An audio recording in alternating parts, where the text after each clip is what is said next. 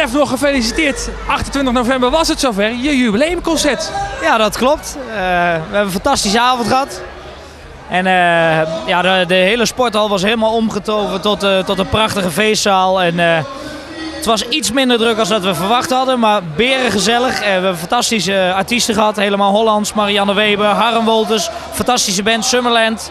En ik heb een paar liedjes mogen zingen van mijn nieuwe album, wat straks in januari zal gaan verschijnen. En ja, de reacties waren goed, dus helemaal super. Het was echt top. Het wordt weer een fantastisch mooi album, dat mag ik wel vertellen. We hebben het bewust ook de titel gegeven, Lekker Gezellig. Normaal pakken we altijd een titel van een van de liedjes wat erop staat.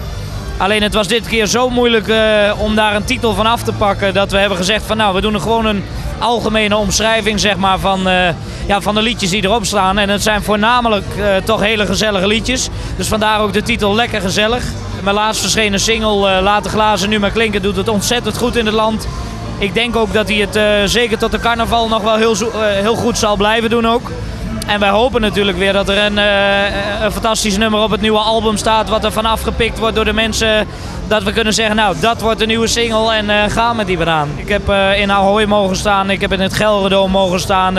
Natuurlijk de Piratenfestijnen allemaal. Er zijn zoveel leuke evenementen, maar ook hele kleine bescheiden feestjes. Ik vergeet nooit weer, ik heb ooit eens voor iemand mogen optreden, die werd 80. En dan was ik een verrassing.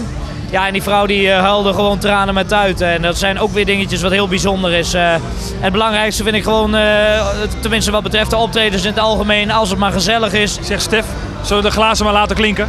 Proost!